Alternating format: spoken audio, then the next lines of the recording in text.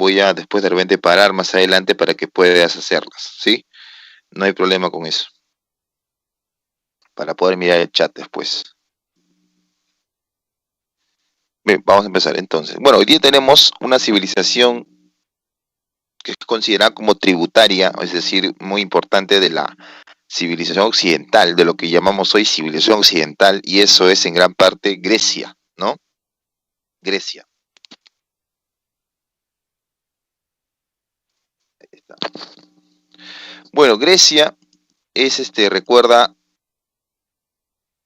una civilización muy importante que es casi el intermedio entre lo que será casi el fin del mundo antiguo, como también la conexión con las culturas con las culturas también orientales, llamadas orientales, ¿no? Grecia en gran parte se establece en la península de los Balcanes, en Europa, y el nombre que originalmente ellos sostenían se le llamaban a ellos la Hélade, ¿no? La Hélade, ¿por qué? Porque según la tradición ellos eran descendientes de Heleno, ¿no? Heleno era, por decirlo así, una figura mítica que mantenía o de las cuales todos los griegos descendían, ¿no? Por eso es que ese era el nombre en general, porque Grecia en sí es algo ya rescatado por los romanos, el nombre, ¿no? Así como los griegos llamaron a Egipto Tierra Negra, ¿no? También igualito los romanos también trataron de clasificar diferente a Grecia, ¿no? Por esa razón es que bueno, el nombre ha quedado finalmente, ¿no? Y no tanto el de Hélade, pero lo sabemos más por las tradiciones y por la gran riqueza en mitología y también por las instituciones que los griegos dejaron. Bueno, por el norte, si hablamos dentro de la geografía, por el norte ellos limitaron con lo que es actualmente Macedonia, por el lado sur, por lo que es todo el mar Mediterráneo, por el oeste el mar Egeo y por el oeste,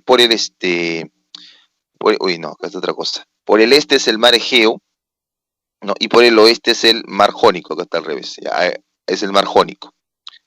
Entonces, uno de los mares más importantes, porque si uno observa geográficamente toda la costa de Grecia, es una costa muy larga, muy extensa. Eso quiere decir que eso obligó a las ciudades griegas en parte para hacer qué cosa, comercio, para les obligaba no solo a la pesca, sino al comercio, ¿no? Por eso es que muchas ciudades griegas se van a dedicar a eso.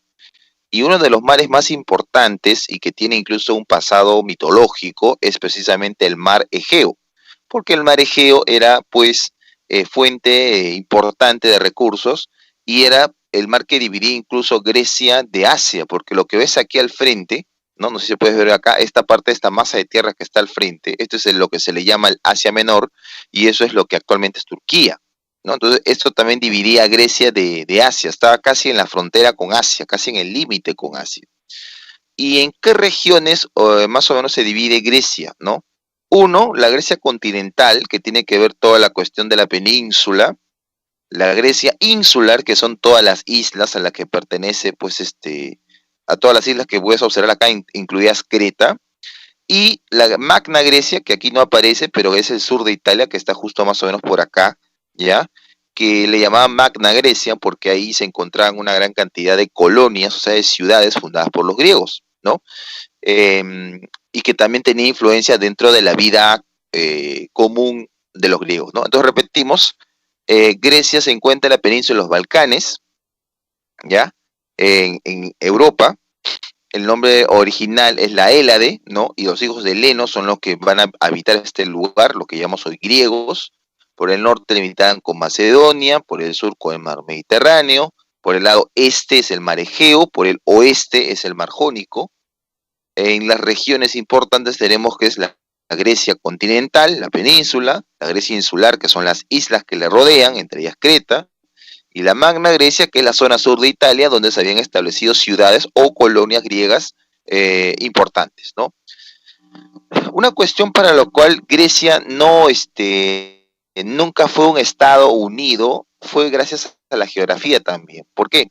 Porque si uno observa la geografía griega, en gran parte es montañosa, y esa división montañosa hace que no se encuentren las ciudades conectadas, ¿no? No se encuentren conectadas y estén divididas por casi por regiones debido a estas montañas. Es más, otro problema de Grecia es que no van a tener muchas tierras de cultivo y eso también le va a generar bastantes problemas a los griegos, y eso les va a obligar más adelante a impulsar lo que se va a llamar la colonización. Ya más adelante les va a llamar eso. Entonces, un aspecto importante, repito, de la cual Grecia, por la que no fue un país completo, fue por la geografía, por la abrupta geografía.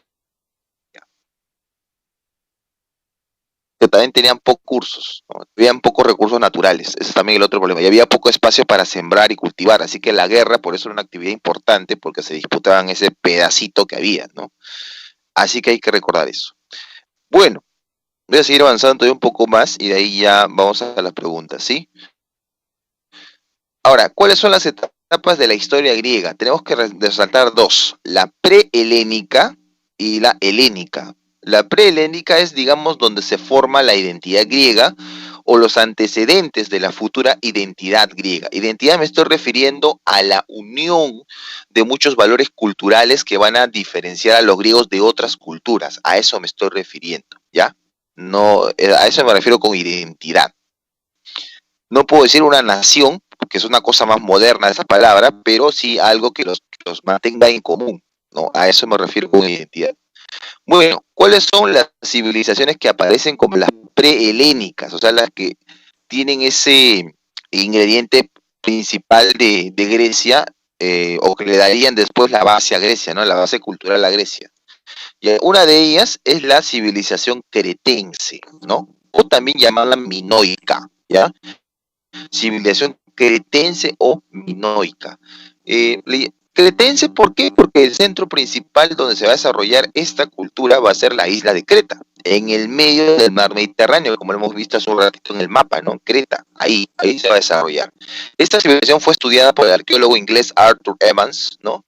Y él es el que le va a llamar incluso minoica, porque ahí se van a hallar una cosa muy importante que hace recordar también los orígenes de Grecia, ¿no? Es un mito que no solo hace recordar a Creta, sino también hace recordar a Grecia. ¿Y este mito cuál va a ser? El mito del Minotauro, el mito del Minotauro. Por eso es que también dentro de la información que he podido juntó tanto Evans y arqueólogos posteriores, había notado que tanto Minos, ¿no?, es el nombre de los reyes de Creta. ¿Por qué te digo reyes en plural? Porque Creta no fue un estado unificado, fueron varias ciudades o centros, ¿no?, que competían comercialmente y tenían sus propios reyes o sus propios señores. ¿Ah? O sea, dentro de Creta encontrabas prácticamente no un solo estado, sino varios estados, pero que eran similares porque hablaban al parecer la misma lengua o porque tenían los mismos dioses. Pero hay muchas cosas que todavía no se conocen de esta cultura porque no se ha encontrado, y algo muy importante, no se ha descifrado la escritura que ellos usaban, ¿no? La lineal A, no se ha descifrado, ¿no? La lineal A. Y bueno, entonces eso todavía sigue siendo enigma en algunas cosas. Pero lo que sí se sabe es que los cretenses eran comerciantes muy expertos, ¿no? Eran comerciantes diestros. Tanto así que entendieron que su posición de isla les obligaba de una u otra manera a conectarse con el continente o con otras culturas vecinas. Por esa razón es como tienen al mar al frente, como un muro, decidieron aprovecharlo y ver al mar no como un muro, sino como una posibilidad, como una oportunidad al mar. Por eso es que empezaron a especializarse en la navegación y, por supuesto, a poder intercambiar productos con otras culturas. Entonces, gracias a este comercio marítimo, va a surgir una forma de gobierno que va a activar a toda Creta. ¿Cuál es esta forma de gobierno que es exclusiva de los cretenses? La talasocracia, ¿ya? La talasocracia. ¿Y qué cosa es la talasocracia? Es, digamos, el significado sería el dominio comercial del mar, el dominio estratégico del mar. Eso es lo que hacían ellos, ¿no? Y gracias a este gobierno talasocrático, los que gobernaban las ciudades en Creta en gran parte era una élite comerciante, ¿no? Era una élite que tenía el poder y por supuesto la de distribución dentro de sus propias ciudades, ¿ya? Cuando digo élite me estoy refiriendo a la clase alta. Bueno, entonces, ¿cómo puedes notar estas expresiones de poder de la clase alta? Se puede ver, por ejemplo, en los lugares más importantes de Creta, ¿no? Ahí tienes al Palacio de Nosos, en Faestos y en Hagia Triada. Son centros urbanos importantes en Creta, ¿no? Nosos, por ejemplo, es uno de los más grandes que hay en Creta, ¿no? Uno de ellos. Y ahí se ha encontrado un palacio finamente decorado y que además no solo es eso por el tamaño, por el acabado de las pinturas, como la que ves acá, por ejemplo, ¿no? Esa es una pintura mural, ¿no? Y ahí puedes observar unas tradiciones cretenses y ahí observas en primer plano a un toro que está en pleno movimiento y a un artista que está haciendo piruetas mientras el toro está en movimiento, ¿no? Está como haciendo una especie de danza mientras el toro está expuesto ante la población, ¿no? Es como todo lo que ves ahí es una expresión artística. Por eso estaba representado en los palacios de Knossos, por ejemplo, ¿no? ¿Y por qué está representada esta pintura? No solamente para mostrar hechos culturales, sino también porque es una decoración del palacio de alguien que pertenece a la clase dominante, o en este caso a la élite, a los que gobiernan, ¿no? Por eso que también ahí se puede reconstruir un poquito cuál era. Esto se llama la tauromaquia, ¿no? La tauromaquia o la fiesta del toro. Y nos vuelve a recordar este mito del Minotauro también. Entonces, a recordar eso, ¿no?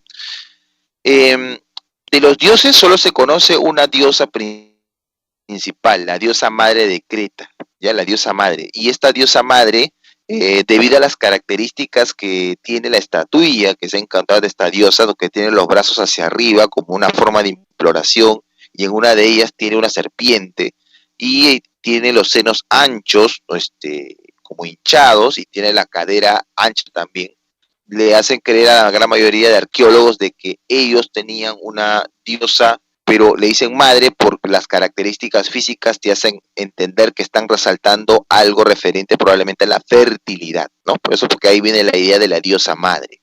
No hay acá todavía dioses como los que ya tú conoces de Grecia, o sea, no hay todavía Zeus, no hay todavía Hades, no hay todavía estos, porque eso van a surgir más adelante, ¿no? Aquí todavía no hay eso, pero tenemos otros tipos de ideas. Entonces repetimos, Creta es una isla, ahí se desarrolló una civilización entre el año 2600 al 1400, ¿no? Esta civilización se le llama civilización cretense o minoica. Minoica, ¿por qué? Porque los reyes que gobernaban esta isla se les llamaba minos. ¿Mm? Como son una isla y al frente tienen el mar como una barrera natural, los cretenses decidieron más bien aprovechar esa barrera y convertirla en una vía de comunicación, una ventaja, no una desventaja. Así que van a desarrollar un gobierno talasocrático. ¿Qué cosa es esto? Un dominio comercial del mar, ¿no? Para poder aprovechar el contacto comercial con otras culturas vecinas, ¿no? Incluso Egipto va a ser comercial, va a comerciar con Creta, ¿no? Egipto. Por lo tanto, van a gobernar Creta una élite comerciante, o sea, que se dedica a estas cosas, ¿no? Y debes recordar, pues, que no hay unidad nacional en Creta, por lo tanto, hay varios lugares que compiten digamos así, por tener el poder, ¿no? La escritura que no se descifra hasta el día de hoy es la escritura lineal A, que utilizaban los cretenses, y en algunos lugares tenemos a Knossos, Faestos y Hagia Triada, ¿no? Que son importantes dentro de esta civilización. Y una religión, ¿no? Como la diosa madre de Creta, que al parecer sería un culto a la fertilidad, ¿no? Eso es lo que te estoy comentando, ¿sí? Bien. Eh, a ver. Y si hablamos de arquitectura, que hemos estado comentando así ligeramente, tienes la arquitectura palaciega, monumental y laberíntica, ¿no? Que son características de la arquitectura cretense. Palaciega porque en gran parte lo que se ha encontrado está orientado a ser casas o viviendas de la nobleza o de la élite que gobierna. Monumental por el tamaño de las columnas, por el tamaño de las pinturas, de la forma de los decorados que tienen estas edificaciones. Y laberíntica porque a veces en algunos palacios se han encontrado debajo de estos palacios un laberinto o algo semejante a un laberinto. Y nuevamente nos hace acordar mito del Minotauro, ¿no? Bueno, no contaban murallas, eso es lo más interesante, que en Creta no se han encontrado en los palacios cercos, muros, ¿no? Y en la gran parte de casas de gente de clase baja no se han encontrado muros. Y eso ahí viene un poco la extrañeza, porque los cretenses no ponían muros para proteger sus propiedades. Parece que al parecer Creta era una cultura muy pacífica o no tenían enemigos poderosos que les obliguen de repente a poder construir muros, ¿no? Por eso es que es lo más interesante también de parte de esta civilización, ¿no? Bueno, y ya te había dicho que en las pinturas o frescos de imágenes, ¿no? Que ellos habían dado, se puede encontrar ahí imágenes de dioses, en este caso, o de seres mitológicos, de humanos que también están en fiestas, por ejemplo, en bacanales, que me refiero a fiestas donde hay bastante vino. Y por supuesto, un ejemplo de ellos son los frescos de Nos, del Palacio de Nosos, que hemos visto hace un momento una imagen. ¿Cuál será el final de Creta? Creta va a terminar, al parecer, de dos cosas, ¿no? La invasión de otro pueblo a Creta, que es la invasión de los aqueos, ¿ya? Que usaban el bronce como un arma más resistente que el cobre que tenían los cretenses. Y también un ingrediente importante acá son los desastres naturales. Al parecer Creta es una isla volcánica y por lo tanto siempre está asolada de terremotos, así como el Perú, ¿no?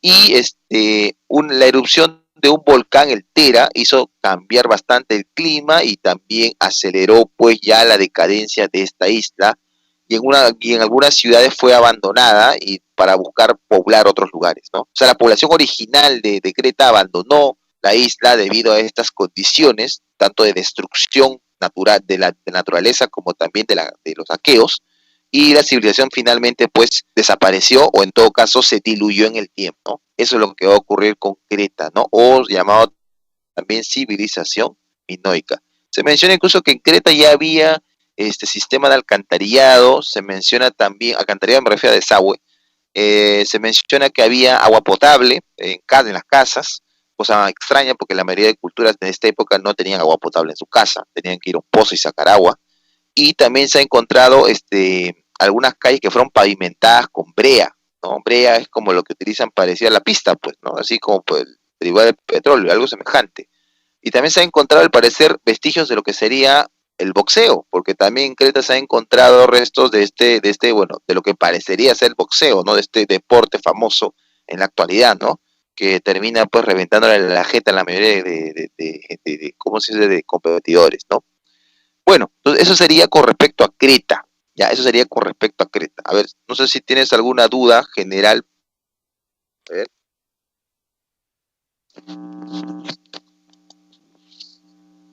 ¿Alguna duda tienes por ahí? O si no, continuamos nada más.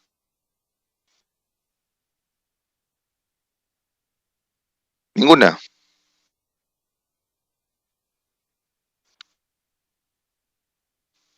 Muy bien, continuamos entonces, si no hay dudas. Vamos a continuar con... Palaciega, Josué, me refiero pues porque se ha encontrado una gran cantidad de estos palacios orientados a la élite, ¿no? A la élite, me refiero a los que gobiernan, por eso dicen palaciega, ¿no? O porque tiene de gran tamaño también, ¿no? O en todo caso lujo, ¿no? Muy bonito, muy finamente decorado, a eso se refiere con palaciega, ¿ya? No se han encontrado fortalezas militares, eso es lo más también curioso. En otras culturas sí, pero aquí no. Y hay muros tampoco, y eso también es otra cosa, ¿no? Élite, sí puede ser también, pero élite es un término un poquito más, es un poquito posterior, ¿ah? Creo, si no me equivoco, etimológicamente tiene origen griego, si no me equivoco. No recuerdo ahorita la etimología de la palabra, pero creo que sí. Pero no en Creta en sí, sino más adelante, ¿no? Elite o élite, ¿no? Enfrentamiento, al parecer fue un enfrentamiento más leve, me refiero por competencia económica, pero más no militar, ¿no? Porque la Creta es una isla no muy grande y el único recurso que tienen aparte del comercio es el olivo, la madera de cedro y el pastoreo, ¿no? O sea, no tienen más. Puede que haya más recursos como había cobre también, pero como te digo, es una isla más larga que ancha y tenían que apuntar más al mar. Bien, continuamos entonces.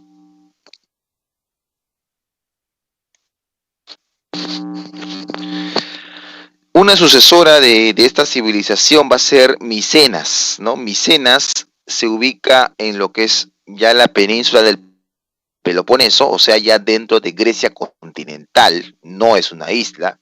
Y esto fue estudiado por el arqueólogo alemán Heinrich Schliemann, ¿no?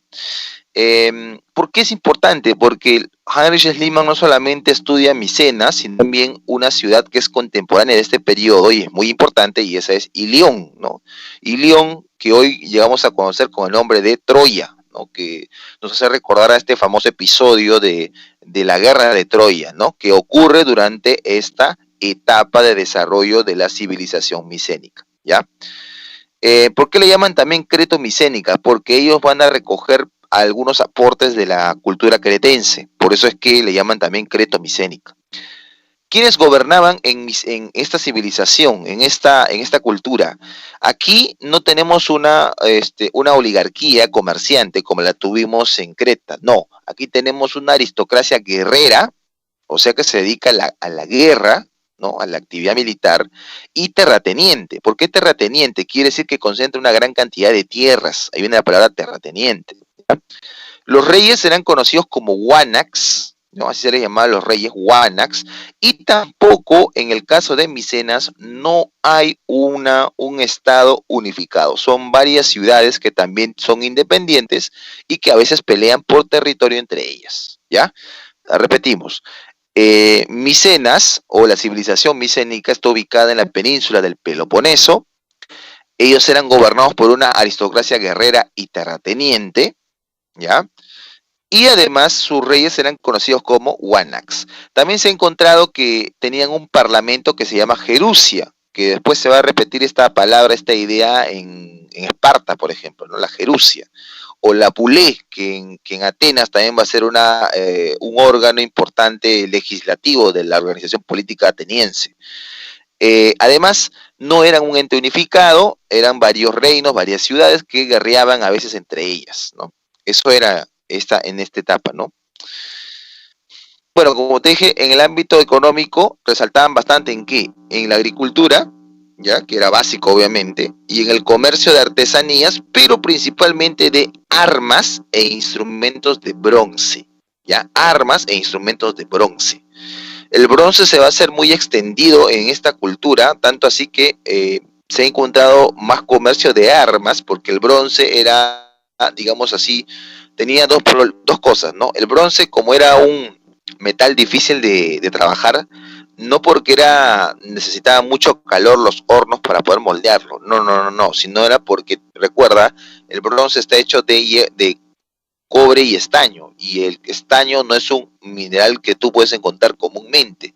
Por lo tanto, si tú logras tener en tu reino bronce, porque en ese momento era el metal más sólido, más fuerte, eso era sinónimo de riqueza, porque para conseguir estaño tenías que tener control o cercanía a la ruta de comerciantes que traían estaño desde lugares lejanos de Europa para poder moldear este metal, ¿no? Claro que después el hierro va a terminar acabando con este metal, con este uso del metal, pero durante su época el bronce tuvo bastante pegada, bastante consumo, ¿ya? Por eso es que era importante las armas de bronce, porque no solamente era por resistencia o tecnología mejor a otros que usaban cobre, sino también porque el hecho de tener bronce en estos reinos era también, por supuesto, sinónimo de prestigio y de bonanza económica, si se puede decirlo así, ¿no? Porque era difícil hacerlo. Bueno, ciudades importantes: Tirinto, Micenas, Argos e Ilión, ¿no? Son algunas de las ciudades más importantes dentro de esta etapa. Tirinto, Micenas, Argos e Ilión, ¿no? La escritura principal aquí se llamó la lineal B, o sea, contrario a Creta, lineal B es acá.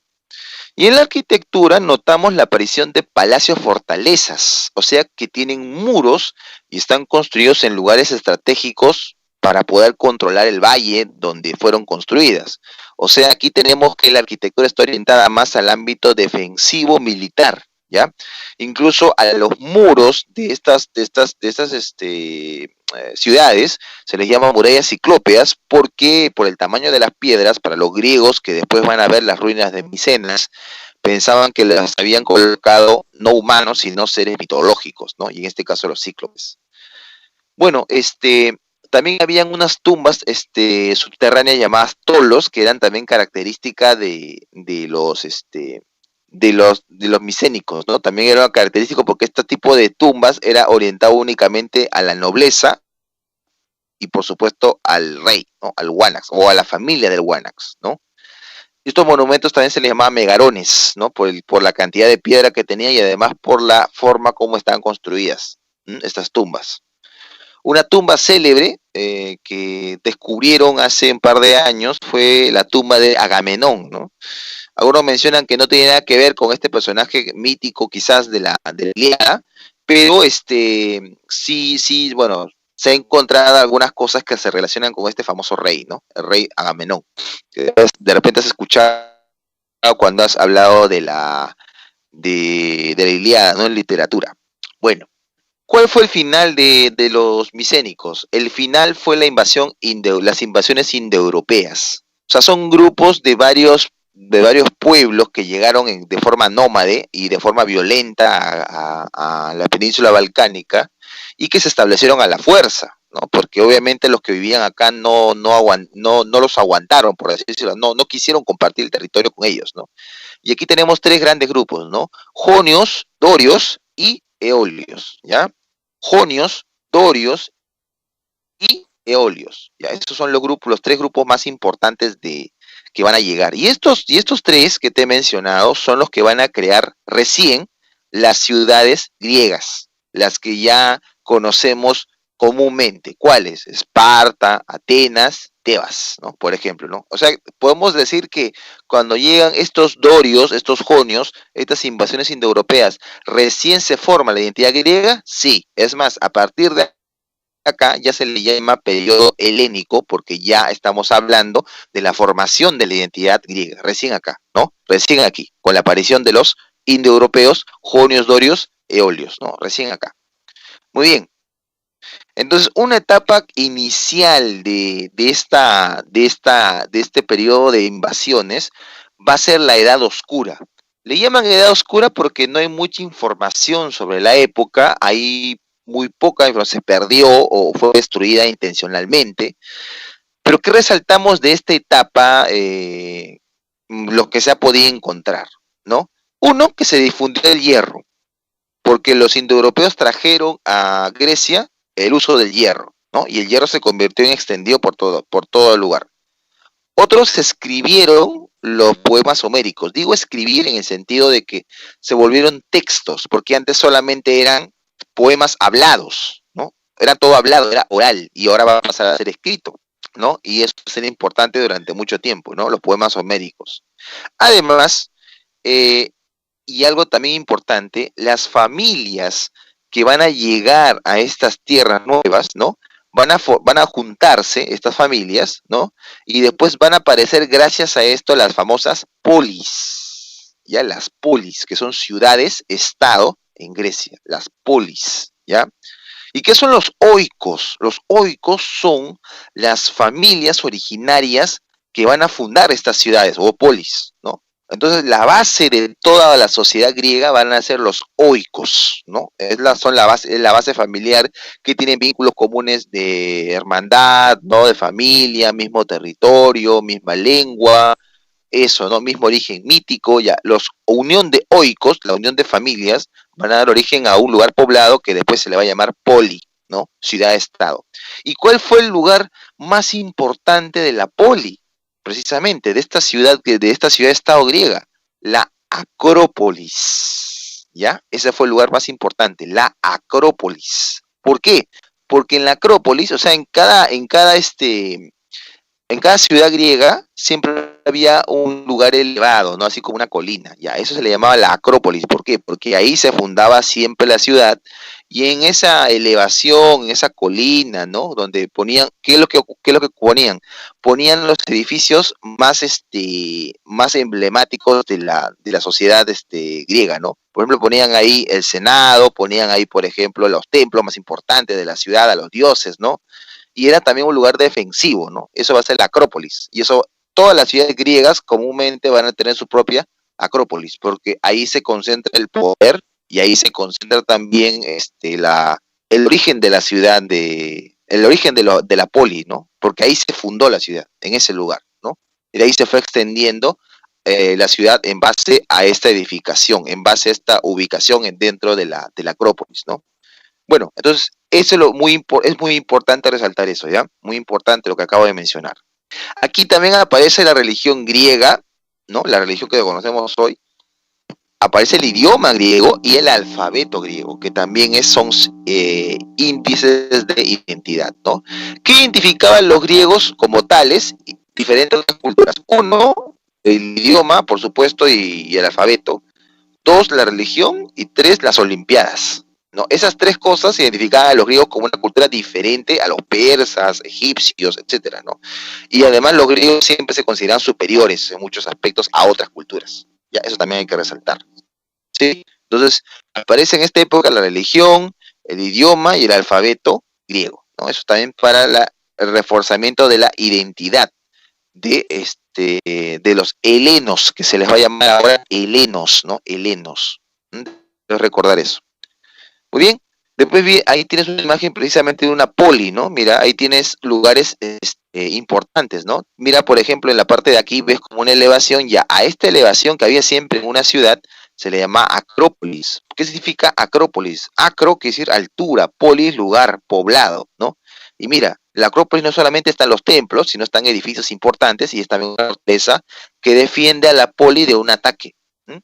Y en las poli, date cuenta, tienes lugares también públicos, ¿no? Por ejemplo, el ágora, donde se presentaba, donde hacían decisiones políticas, o el teatro, donde había pues ya representaciones artísticas, ¿no? Donde se hacían críticas políticas, sátira de la vida cotidiana, ¿no? Eso ya es una cuestión que en literatura tú debes haber comentado pues con el profesor, ¿no? Con el profesor de literatura, ¿no?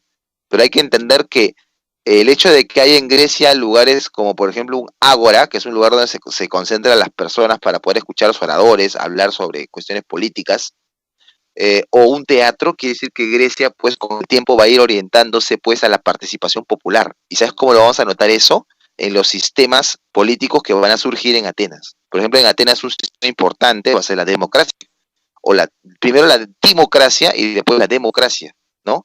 Y eso se traduce en los edificios que se construyen porque quiere decir que hay más participación popular, ¿ya? Eso también es importante resaltar. Bueno, y el otro periodo que se va a crear, chicos, va a ser la edad arcaica, que es posterior a la oscura, y aquí se va a dar lo que se llama la expansión colonial de los griegos. ¿Sabes por qué? Porque resulta que algunas causas de por qué los griegos decidieron ir hacia otros lugares y crear ciudades diferentes van a ser, uno, el aumento de la población, mucha gente, no había sitio suficiente para todos. Dos, el suelo no es muy productivamente no es muy bueno y no puede dar de comer a toda la nueva población que está creciendo. Y tres, las pocas tierras que hay no son suficientes también para poder cubrir la demanda de alimentos. Por eso los griegos se ven obligados a migrar hacia otros lugares, o sea, para fundar otras ciudades. Uno, para poder sacar nuevos recursos económicos, o sea, pueden sacar oro, plata, ¿no? Van por eso a fundar una ciudad ahí. Y también porque así la población de ellos se descentraliza. ¿A qué me refiero con eso? Que sale de la ciudad original de la poli y se va pues hacia otros lugares a colonizar, ¿no? A crear una nueva ciudad igual. Ya, por eso es importante esto, ¿no? Por esa razón a la colonia se les va a llamar apoikias. Y estas colonias eran casi como unas ciudades griegas igualito, con estructura, calles, todo, ¿no? Se buscó también una acrópolis para que puedan tener ahí su lugar, pero esta consecuencia de crear tantas colonias en el mar Mediterráneo por parte de los griegos va a llevar a la consecuencia que la cultura griega se va a expandir por medio de estas ciudades. ¿Y a qué me refiero con expandirse? Que se va a hacer más común, va a tratar, esta cultura va a chocar con otras culturas como los egipcios, por ejemplo, y lo que va a ocurrir es una especie de enriquecimiento entre ambas culturas, ¿no? No solamente van a chocar por la guerra, no, sino van a chocar también por una cuestión comercial y van a aprender el uno del otro, ¿no? Por eso es que también vamos a encontrar esto, ¿no? Entonces, repito, una cosa importante de esta etapa es la colonización y una consecuencia de esta colonización que te estoy mencionando es precisamente la expansión o el conocimiento de la cultura griega a nivel del mar Mediterráneo. Eso es lo que vamos a tener como una consecuencia de esta etapa de edad arcaica, ¿ya? Y bueno, por supuesto, las ciudades que enviaron a muchos habitantes, ¿no? Fueron a crear estas colonias en lugares lejanos, todavía seguían manteniendo cierto enlace con la ciudad original, o sea, con la ciudad de donde salieron, ¿no? Atenas, qué sé yo, Tebas, ¿no? A estas, ¿no? Pero en vista de esto, estas ciudades se van a enriquecer bastante. ¿Por qué? Porque van a mantener, digámoslo así, relaciones comerciales con estas ciudades fundadas, con estas colonias griegas, y estas colonias griegas tenían recursos que los griegos necesitaban. Por esa razón es que estas polis griegas establecidas en Grecia van a tener una etapa de apogeo, de edad de oro, y eso se le conoce como la edad clásica, ¿ya? Y aquí aparecen pues los ojos y oídos o los ojos, perdón, de Grecia, ¿no? Que es Atenas y Esparta, ¿no? Estas dos importantes polis, ¿no? Dos importantes polis, ya, pero que hay que resaltar bastante. Bueno, vamos primero con Esparta. A ver, ¿hasta ahí alguna pregunta, chicos? ¿Hasta ahí?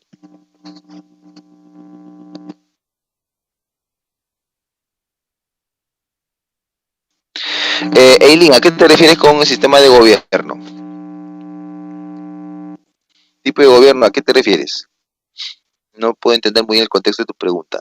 ¿Indoeuropeos usaban el hierro? Sí, ya utilizaban el hierro, efectivamente. Ellos son los que traen a Grecia eso, el hierro.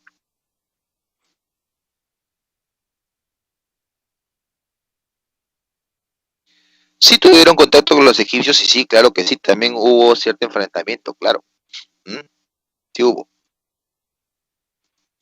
¿En la arcaica se darían las primeras Olimpiadas? No, más se dieron en la etapa clásica. En la etapa clásica que ahora voy a mencionar, más se dio en esta época. Ahí sí, porque las ciudades griegas se habían consolidado, las polis, y ya tenían un territorio fijo, por lo tanto ya podían dedicarse a otros menesteres, ¿no? A otros oficios.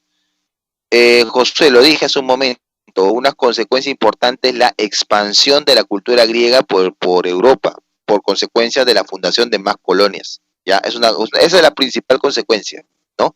De la arcaica, ¿no? Y otra puede ser también pues el surgimiento de la identidad griega o la consolidación de la identidad griega, ¿no? Las polis eran ciudades independientes, José, eran independientes, ¿ya? Eran ciudades que tenían su propia identidad. O sea, Atenas, por ejemplo, se sentía muy orgulloso de su ciudad, y que se diferenciaban, por ejemplo, de Esparta, ¿no? Y entre ellos había rivalidad, ¿no? Pero claro, cuando, por ejemplo, ocurrió las guerras médicas, o sea, cuando los persas invadieron Grecia, ahí se tuvieron que unir a la fuerza porque sabían muy bien de que no solamente peligraba su ciudad, sino peligraba su cultura, porque los persas iban a absorber todo. Ahí se unieron para poder hacer un frente a un enemigo común. Porque recuerda, antes que atenienses y antes que espartanos, ellos son helenos, ellos son griegos. Así que obviamente se identifican con estas cosas. Solamente que, bueno, tienen variantes porque su ciudad, pues, ¿no? Porque es su realidad pequeña, ¿no? Es muy aparte de la identidad general, que es ser helenos, hijos de Heleno, ¿no? Eso se impone más, ¿no? Claro, lo que unía a las polis es su cultura, exactamente, ¿no? Salvo algunos matices por ciudad, pero sí, los unía la lengua, la escritura. Esparta es más guerrero, efectivamente. Esparta se encarga de producir soldaditos y Atenas, comerciantes y filósofos, si se puede llamar así. Ujú. ¿Conocían el acero? No, no, no, no, no, Grecia. El acero es posterior. El acero todavía es ya en la edad moderna, más adelante. ¿Las polis se peleaban entre ellas, se invadían? Claro que sí, por territorio, siempre había guerra. Sí, sí, sí, siempre. Siempre había, la guerra era normal, la guerra en Grecia, era algo cotidiano. O sea, que no todos los días, pero era una actividad que necesitaban y era vital. Bueno, continuamos. ¿La democracia es un aporte de los griegos? Sí, claro que sí. Recuerda que surgió en Atenas la democracia, ¿no? Fue una forma de gobierno también de Atenas, una de las formas de gobierno que tuvo Atenas. Bueno, Esparta, península del Peloponeso, uno, ya, eso es una cosa importante que hay que resaltar. Dos, principalmente su economía era agrícola, ya, cereales y olivo, esos fueron los productos que tenía, ya, agricultura. Por lo tanto, los que concentraban la tierra, también habían pues terratenientes que concentraban la tierra, ¿no? Y ellos eran solamente los espartanos, o sea, los que fundaron la ciudad. Y ahora vamos a ver precisamente esto. Mira, la sociedad espartana, ¿no? Mira, la sociedad espartana era aristocrática, o sea, solamente los mejores gobernaban, si se puede llamar así, ¿no? Y también se le llama gerontocrática. ¿Por qué? Porque gran parte de los que gobernaban las instituciones en Esparta eran mayores de edad, eran ya señores, ¿no? Mayores ancianos, casi. También se le llama sociedad eugenésica. ¿Sabes por qué eugenésica? Porque ellos tenían siempre el concepto de, si son espartanos, ellos tienen, por supuesto, una superioridad sobre otras ciudades griegas. ¿Por qué? Porque ellos son considerados como los descendientes de Hércules, de Heracles. Por lo tanto, como son descendientes de un semidios, tienen el derecho de poder separar a los niños que nacen que tienen problemas físicos o problemas genéticos, ¿no? Así que los espartanos son, se supone, personas sanas, personas que están hechas para la guerra, por lo tanto no pueden admitir a una persona que tiene un problema físico, inmediatamente se deshacen de él y lo arrojan, por ejemplo, a los acantilados que habían cerca a Esparta, en este caso al monte de Egeto, que era el más alto, ¿no? Ahí arrojaban los niños, vivos por supuesto, y se deshacían de ellos, ¿no? Por eso le dicen eugenésica. ¿Por qué? Porque se deshacía de todo aquel que tenga defectos físicos o mentales, ¿no? Los arrojaban. Se creían pues como si fueran perfectos, ¿no? Por esta tradición mitológica y guerrera que te acabo de mencionar. Tres grandes grupos chicos existían en Esparta, ¿ya? Y estos son los espartiatas, los periecos y los ilotas, ¿ya? Los espartiatas, periecos e ilotas. Los espartiatas eran los espartanos en sí, los ciudadanos espartanos, ¿ya? Los iguales, o llamados también homoioi, los iguales. Ellos se dedican principalmente a la guerra y al gobierno, ¿ya? A la guerra y al gobierno, esa es su función principal. ¿Y por qué te digo esto de ciudadanos espartanos? Es que ellos son, en pocas palabras, los descendientes de los dorios, porque los dorios fundaron Esparta. Entonces, las familias que descienden de los dorios, de los que fundaron la ciudad, ellos son los ciudadanos espartanos y solo ellos tienen derecho a tener privilegios en Esparta. Solo ellos, nada más, ¿no? Y además, después tenías a los periecos, que eran hombres que vivían en Esparta, pero no eran espartanos. O sea, eran poblaciones que vivían ya en este lugar cuando llegaron los espartanos a establecerse, ya vivían ahí, ¿no? ¿Qué actividades son? Por lo general son agricultores, trabajan en el campo, artesanos, comerciantes. O sea, los periecos son los que producen para los espartanos. Los periecos son los que siembran y cosechan el campo para que coman los espartanos, ¿no? Pero también son personas libres y no se les puede volver esclavos. O sea, tienen también algunos derechos, ¿no? Tienen algunos derechos, pero no tantos. Por ejemplo, no pueden ser ciudadanos espartanos porque ellos no descienden de los fundadores de la ciudad, ¿no? Pero son un grupo importante igual. Y finalmente tenías a los ilotas, que son más que esclavos, son sirvientes, ¿no? Y que tienen esa condición perpetua, ¿no? O sea, eso no lo van a cambiar hasta que mueran y es algo que van a heredar a sus hijos. Los ilotas comúnmente eran considerados cosas, ¿no? Y ellos eran empleados, ¿no? Para poder sembrar también, igual que los periecos, pero ellos sí podían ser hasta maltratados incluso por los espartanos, ¿no? Por eso es que no tenían condición de persona los ilotas, no tenían condición de ser. Incluso los ilotas en una temporada del año, cuando los espartanos no tenían guerra, les declaraban la guerra, el Estado espartano declaraba la guerra a los ilotas solamente por una razón, ¿no? Para que sus soldados tengan algo que hacer, y dos, para controlar la población de ilotas, ¿no? Así que mientras más ilotas matas, mejor, porque así se controla la población, ¿no? Así como si fuera un animal, ¿no? Como un criterio animal, ¿no? Esto, ¿no? Bueno, y si hablamos de la organización política de Esparta, debes entender que habían dos reyes, ¿ya? Por eso dicen diarquía, dos reyes, ¿no? Diarquía, dos reyes. Uno que se encargaban del aspecto militar y uno del aspecto religioso. Había una especie de congreso llamado Jerusia, ya que preparaba las leyes y los proyectos, la Jerusia, y estaba conformada por 28 ancianos, ya, esa es la Jerusia. Después tenías a la Apeya, que es la Asamblea Popular de Espartanos, solo de espartanos, nada más, ¿eh? No de periecos, no de ilotas, acá no participan ellos, ¿ya? ¿Y ellos de qué se encargan la Apeya? Se encargan de aprobar las leyes que ha hecho la Jerusia, ¿no? Y además también hacen proyectos que la Jerusia revisa. O sea, entre ellos dos son pues órganos que permiten la participación, ¿no? Y aquí solamente están los espartanos, nadie más, ¿no? Eso es una función importante de la Apeya, ¿no? También, por ejemplo, la Peña elige a las autoridades más importantes de Esparta. ¿Y cuáles son estas? Los éforos, que lo ves ahí, que son 5, ¿no? ¿Y por qué son tan importantes los éforos? Porque ellos son supervisores del Estado y tienen tanto poder que pueden incluso supervisar a los reyes, ¿no? Y tienen funciones legislativas, judiciales, ejecutivas, ¿no? Controlan a los reyes, la justicia, la educación, la moral, los impuestos. Tienen un poder importante. Por eso es que, ¿quién creó toda esta organización de balanceada, si se puede decir así, en Esparta? Esto lo va a crear el administrador Licurgo. Licurgo va a hacer esta división tanto de la sociedad espartana, por un lado, como también de la organización política, Licurgo. ¿Y cómo se le llama al código legal donde está esta división política y social? Se le llama la retra, ¿no? Eso es algo muy importante de resaltar. La retra rige no solamente las instituciones políticas, sino también a la sociedad espartana. O sea, gracias a la retra existen todos este tipo de divisiones. ¿Y quién es el que propone la retra? Licurgo, ¿no? Que es el organizador del Estado espartano. Ya, eso hay que recordar. Bueno, de ahí otras cuestiones sociales, pues podemos resaltar pues que Esparta no tenía mucho apego a las letras ni al arte, sino más bien a formar soldados, ¿no? Sino desde muy pequeños, formados duramente, que tenían que pasar varias pruebas hasta que cuando llegaran a la adultez lleguen solos a la ciudad y haber sobrevivido varios años comiendo de lo que encontraban, ¿no?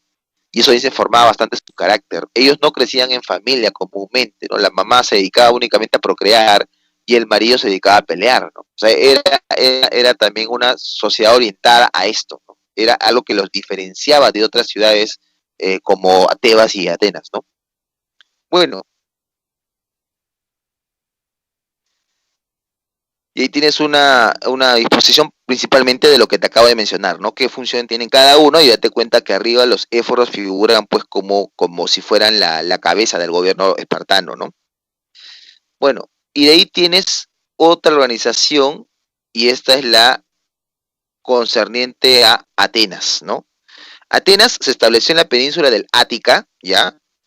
Y fue fundada por los jonios, ¿ya? Por los jonios.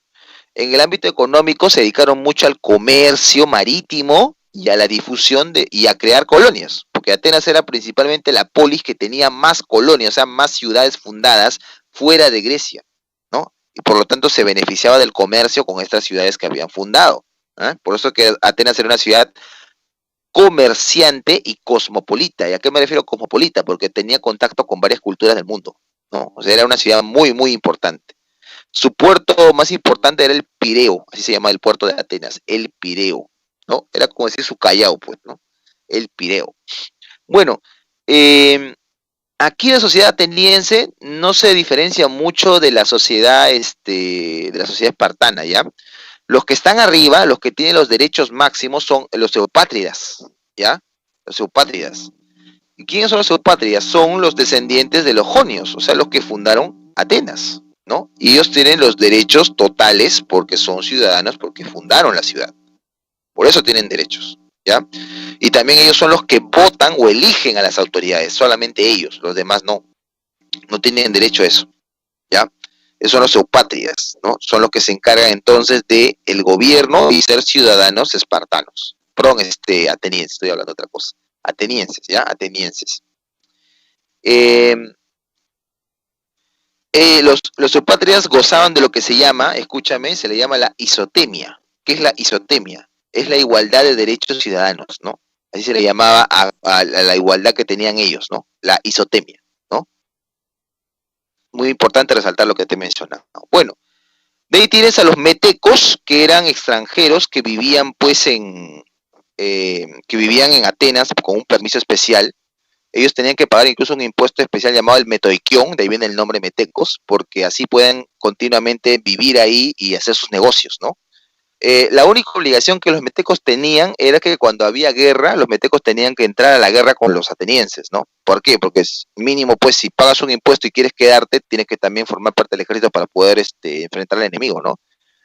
Por eso los metecos tenían esa única función. De ahí no podían votar, no podían elegir otras autoridades, no podían hacer eso, ¿no? Eso solamente lo hacían los eupátridas.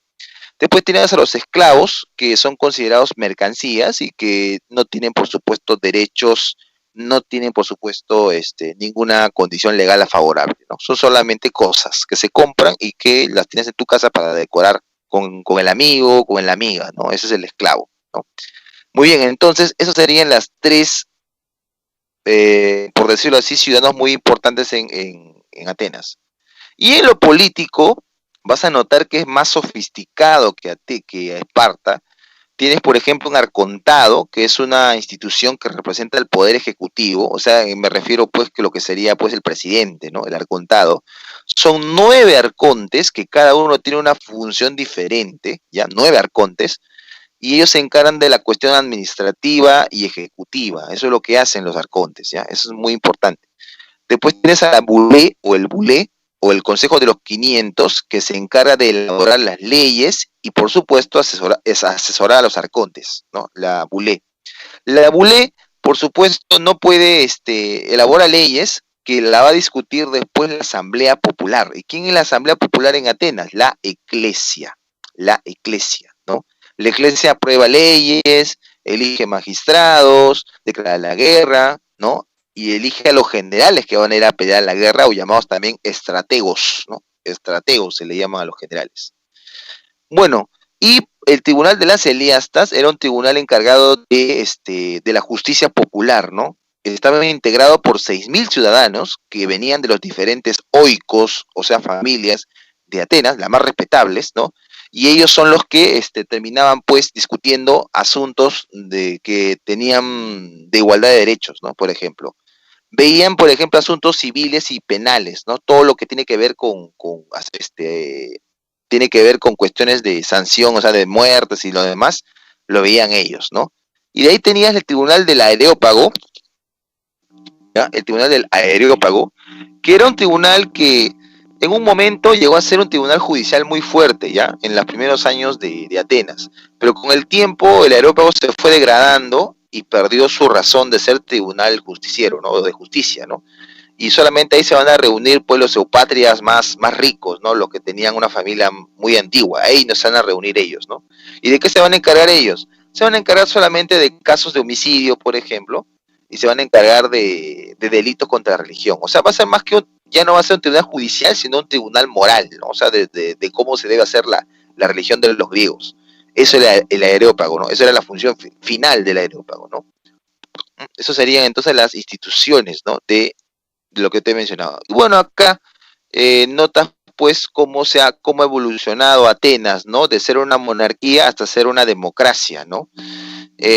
¿Cuáles son las formas de gobierno de Atenas, ¿no? Tienes monarquía, tienes aristocracia, timocracia, tiranía y por supuesto la democracia, ¿no? Y aquí nos resaltamos en la aristocracia a Dracón y su código severo de leyes. En la timocracia resaltamos a Solón de Salamina, considerado como uno de los sabios de Grecia. Él creó dos instituciones importantes para aumentar la participación popular, y eso fue la bulé y la eclesia, ¿no? Esas son dos cosas muy importantes que después van a servir en la democracia, ¿no? La tiranía fue un gobierno personal dirigido por Pisístrato, ¿ya? Pisístrato, que se ganó bastante el apoyo popular e hizo algunas obras a favor de ellos, ¿no? Pero bueno, al final el tirano es un tirano, ¿no? O sea, me refiero de que sigue aprovechándose el poder, ¿no? Y eso es lo que va a ocurrir durante la época de Pisístrato. Y finalmente, en la democracia tenemos a Clístenes, que es considerado el padre de la democracia, ¿no? Que estableció el ostracismo para los enemigos de Grecia e incluso también la pena de la cicuta para aquel otro que vulnera la cultura griega, ¿no? Uno de los famosos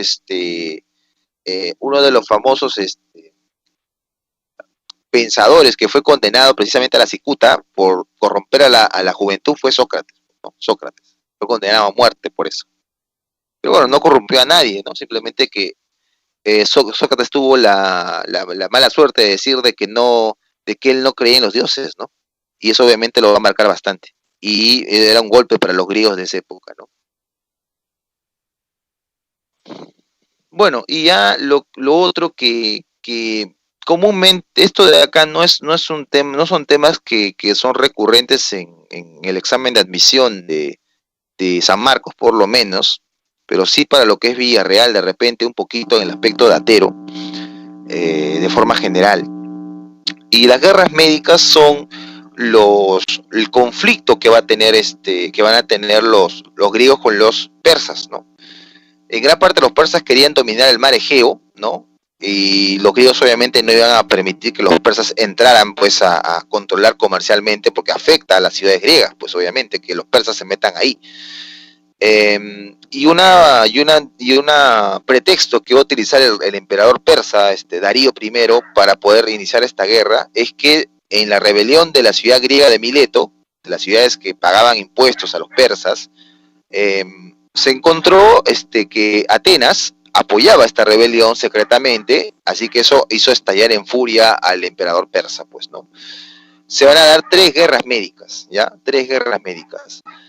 Primero, primera guerra médica, va a participar Darío, pero aquí termina todo en la batalla de Maratón, donde van a ganar los atenienses, van a pelear contra los persas, y aquí surge el famoso, bueno, se dice el origen de la famosa maratón, ¿no? De la carrera de maratón, porque al ganar la batalla, Filipides, ¿no? Corrió pues con mucha velocidad, pues sacando un pique de choro, corriendo, pues, ¿no? Corriendo desde la llanura de Maratón hasta Atenas para avisar a los atenienses que han ganado la batalla, ¿no? Pero como casi por varias horas, Filipides estuvo corriendo así sin parar y cuando llegó finalmente a anunciar la victoria, murió pues de un infarto en el momento, ¿no? Porque ya su cuerpo estaba muy cansado, ¿no? Según dice la tradición, ¿no? La batalla de Maratón.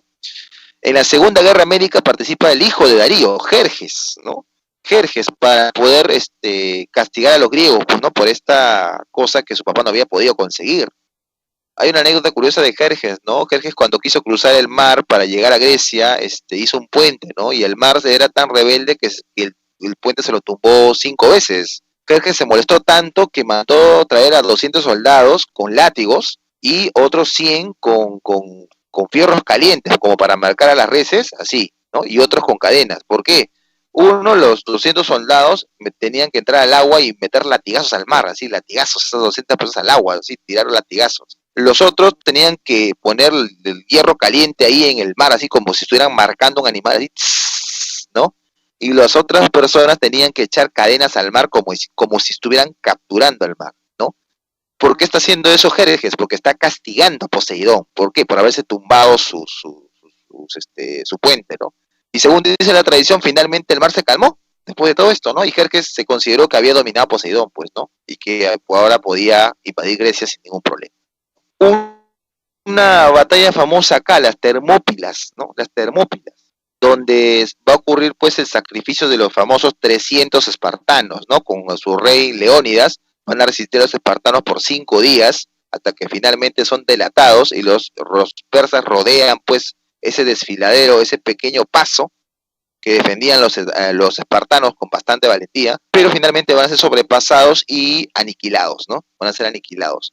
Y otro combate importante aquí es el combate naval de Salamina, ¿no? Donde la flota persa es prácticamente exterminada por la flota ateniense, ¿no? El combate de Salamina.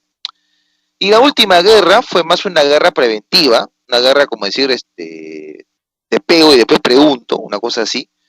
Y aquí la Liga de Delos, que había sido formada por Atenas, que recuerda ya era una ciudad en pleno crecimiento económico y una potencia política en Grecia, ataca a los persas, ¿no?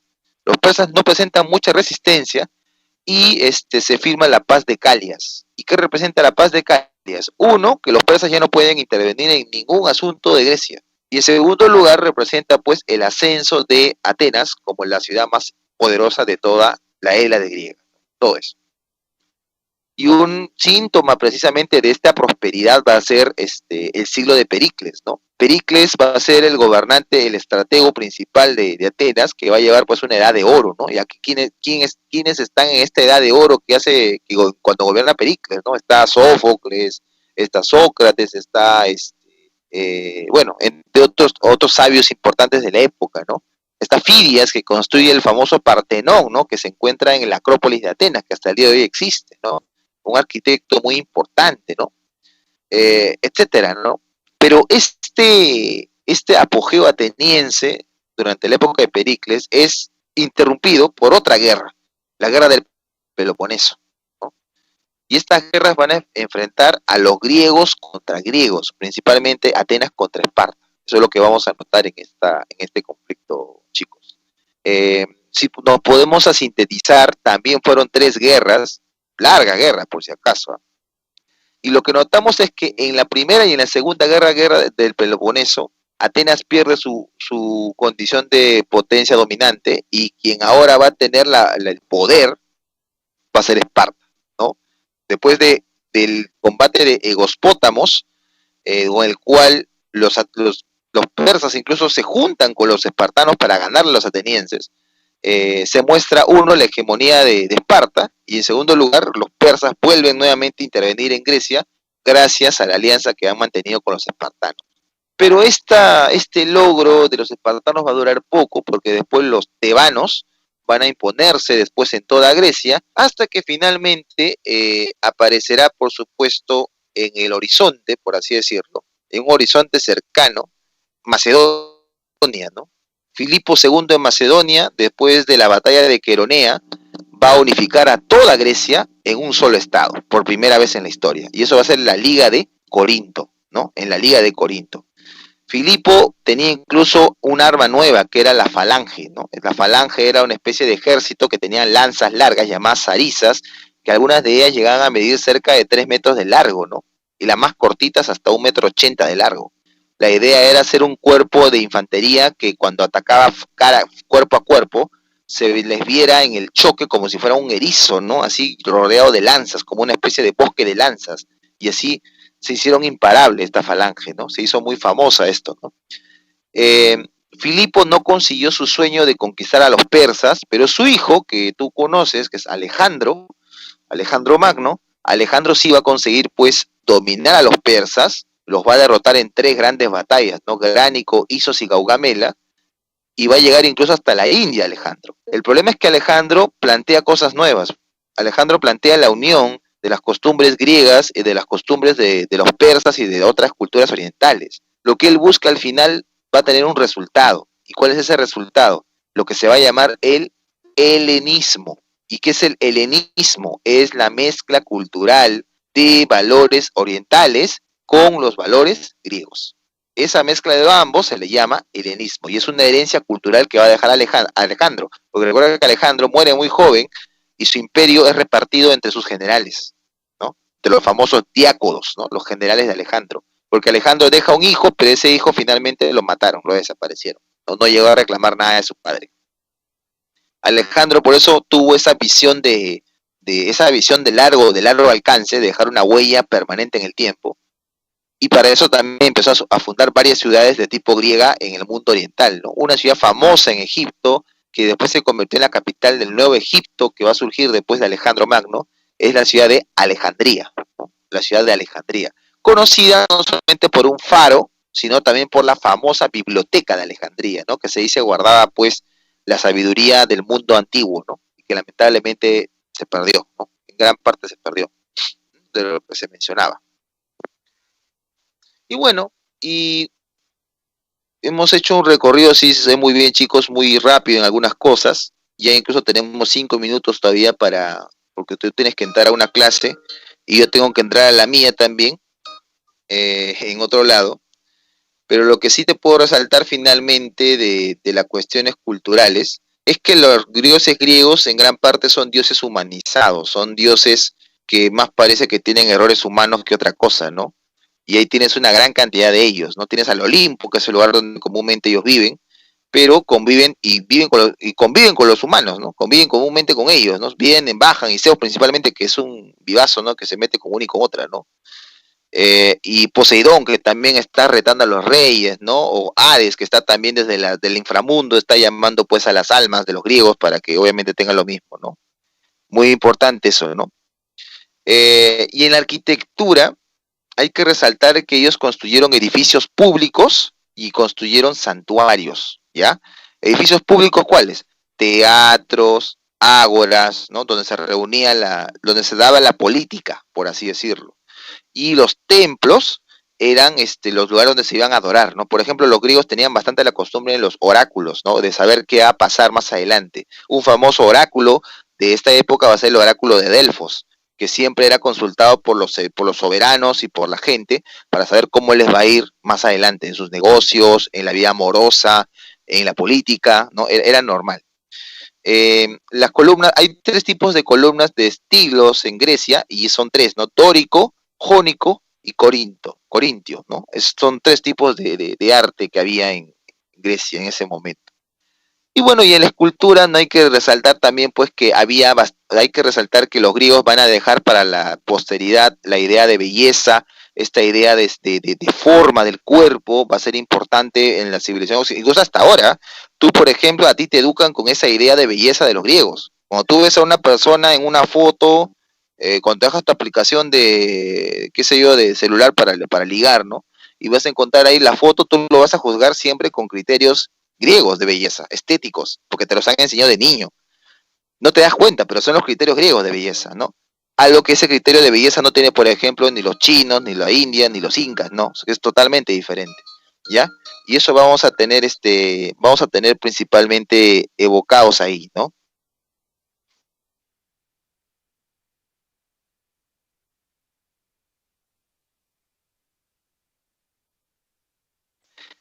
Bueno, y hay algunas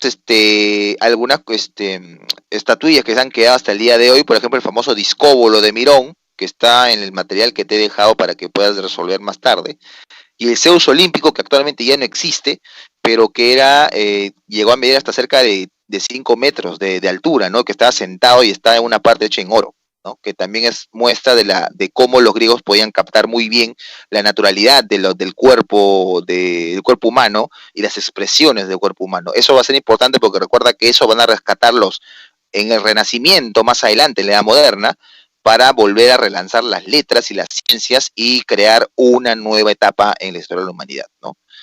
Bueno, y en el caso de Esparta y Atenas, Esparta tenía una educación diferente, una educación militarizada, que es la agogé, y Atenas, la paideia, que era más orientada a las letras, a la filosofía, por supuesto, y a la literatura, ¿no? A las artes. No tengo tiempo quizás para hablar de la filosofía, pero creo que eso tienes una clase aparte que puedes preguntar, y ahí tienes a Sócrates, a Platón, a Aristóteles, Diógenes, ¿no? Las escuelas que van a haber también, que van a surgir en Atenas, ¿no? Sócrates, por ejemplo, da origen a varios tipos de escuelas, ¿no? A los cínicos, a la escuela de Platón y otros tantos más, ¿no? Que también es parte del conocimiento que va a surgir en Grecia, ¿no? Y la democracia también es otro aporte de Grecia a la humanidad, ¿no? Muy importante esto, ¿no? Y bueno, hubiese querido de repente hablar un poquito más, pero lamentablemente hemos tenido al inicio hemos perdido media hora y eso pues nos ha pasado factura. No, ya no existe, chicos, el Zeus olímpico, ya no existe. No, no, así no existe por eso. Pero bueno, hemos dado una información amplia y esperemos pues que en las siguientes sesiones podamos de repente complementar con otras cosas. De repente habrá ahí seguramente ¿cómo le llaman esto? Una práctica ahí se suele haber y se puede compensar esto, ¿no? Arigato yo, Rocío. Los espartanos hacían incesto para conservar el legado. Sí, se casaban entre ellos nada más, pero no incesto necesariamente, no entre los primos, sino entre familias que, claro, en algún momento podían cruzarse con el primo, ¿no? Porque solamente entre ellos. Sí tenían a veces ese problema. ¿Mm? Bien, ¿de quién hablas, que Juan? Dice 2 fechas, ¿de qué te refieres? Pero voy a parar la grabación.